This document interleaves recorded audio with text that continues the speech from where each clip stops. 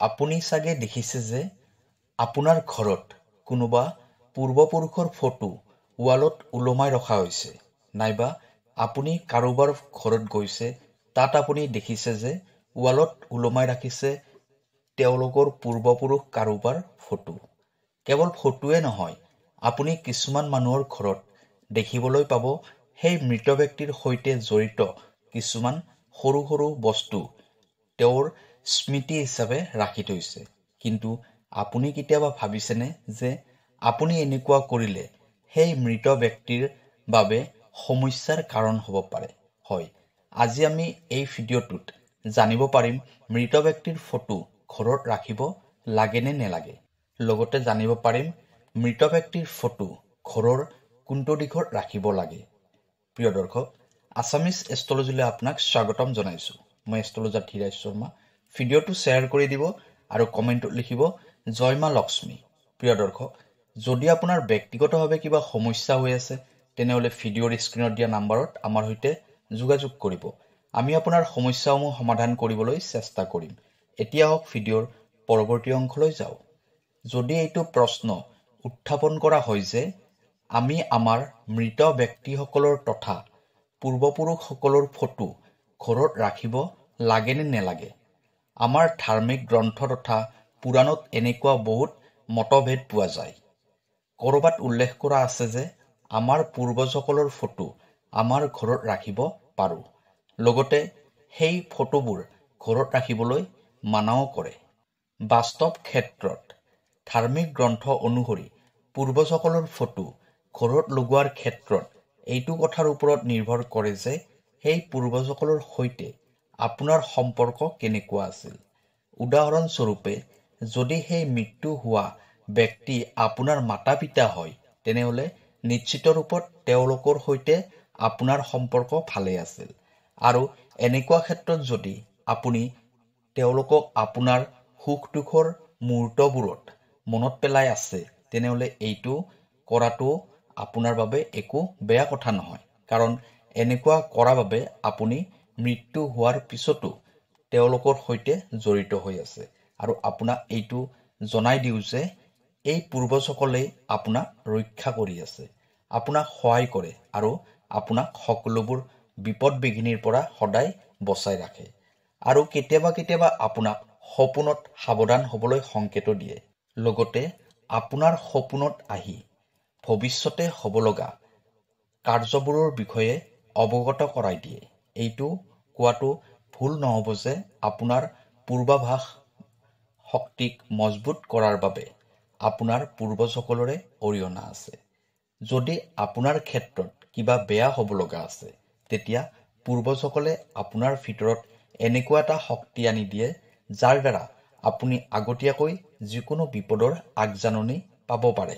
এনেকুৱা ক্ষেত্ৰত যদি আমি তেওঁলোকৰ ফটো ঘৰত লগাই দিওঁ আৰু সেই ফটোৰ ওপৰত মালা পিন্ধাই দিওঁ আৰু যদি ফটোৰ সন্মুখত সদায় চাকি ধূপ জ্বলাই দিওঁ, তেতিয়া এইটো ভুল বুলি ভাবিব নালাগে।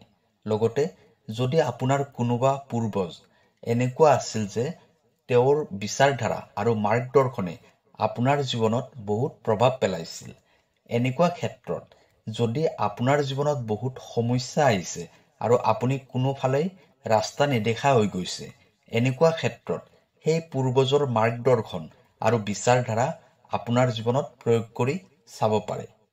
এইটো অৱস্থাত সেই ব্যক্তিক মনত পেলোৱা, তেওঁক প্ৰাৰ্থনা কৰা, এনেকুৱা কৰিলে সেই পূৰ্বজে আপোনাৰ সপোনত আহি আপোনাক নিশ্চিত ৰূপত তেওঁ সঠিক মাৰ্গদৰ্শন কৰাব। সেই সমস্যাসমূহৰ পৰা ওলাই অহাৰ আপোনাক ৰাস্তা দেখুৱাই দিব।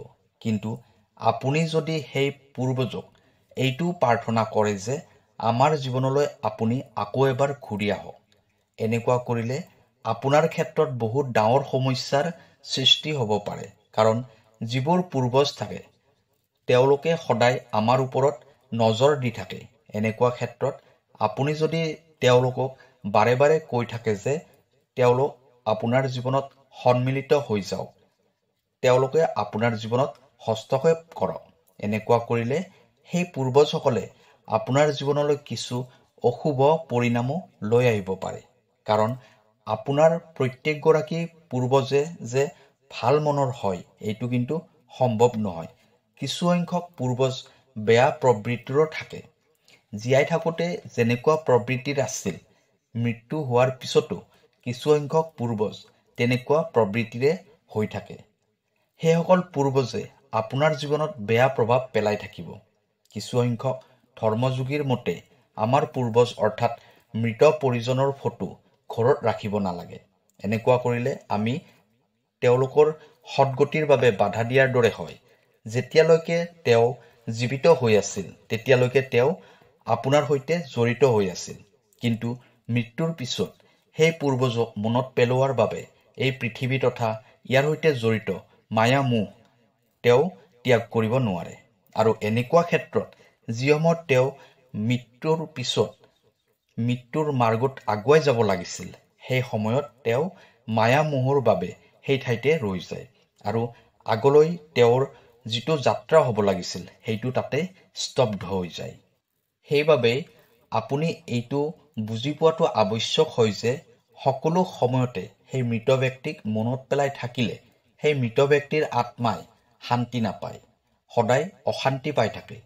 যিবোৰ মানুহে এই পৃথিৱী ত্যাগ কৰি যায় তেওঁলোকৰ আত্মা এই পৃথিৱীতে বিচৰণ কৰি থাকে আৰু যেতিয়ালৈকে তেওঁলোকে কোনোবা এটা নতুন শৰীৰ লাভ নকৰে সেই সময়ত যদি আপুনি সেই পূৰ্বজক মনত পেলাই থাকে তেতিয়া সেই মৃত পৰিজনৰ আত্মাই আপোনাক উত্তৰ দিবলৈ নিশ্চয় চেষ্টা কৰিব।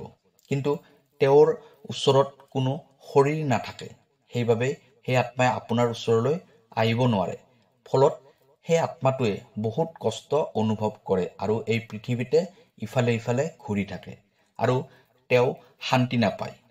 আমি এইটো কোৱা নাই যে আপোনাৰ যাৰ সৈতে ইমান এটা ভাল সম্পৰ্ক আছিল সেই পূৰ্বজক আপুনি পাহৰি যাওক অথবা তেওঁৰ এখনো ফটো আপোনাৰ ওচৰত নাৰাখিব।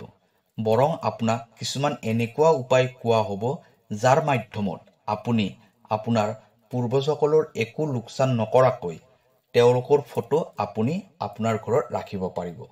বাস্তুশাস্ত্ৰত এনেকুৱা কিছুমান দিশৰ কথা উল্লেখ কৰা আছে যি ঠাইত আপুনি আপোনাৰ পূৰ্বজসকলৰ ফটো ৰাখিব পাৰে একো চিন্তা নোহোৱাকৈ। লগতে এনেকুৱা কিছুমান ঠাইৰ কথাও উল্লেখ কৰা আছে যিবোৰ ঠাইত পূৰ্বজসকলৰ ফটো ৰাখিলে আপোনাৰ বাবে অশুভ হ'ব পাৰে। এতিয়া আমি জানি লওঁ আহক সেই স্থানবোৰৰ বিষয়ে য'ত আমি ভুলতেও আমাৰ পূৰ্বজসকলৰ ফটো ৰাখিব নালাগে। কিছু সংখ্যক মানুহে এইটো ভুল কৰে যে য'ত ভগৱানৰ ফটো ৰখা হয় সেই ভগৱানৰ ফটোৰ ওচৰতে মৃত ব্যক্তিজনৰ ফটোও ৰাখে।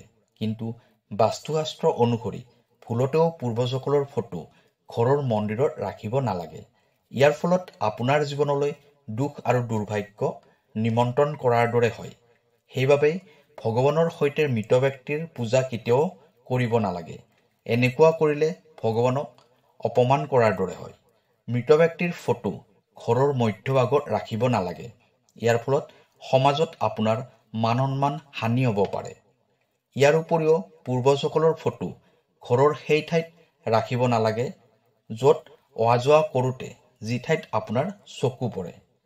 ইয়াৰ উপৰি মৃত ব্যক্তিসকলৰ ফটো ঘৰৰ ৱালত ওলোমাই ৰাখিব নালাগে।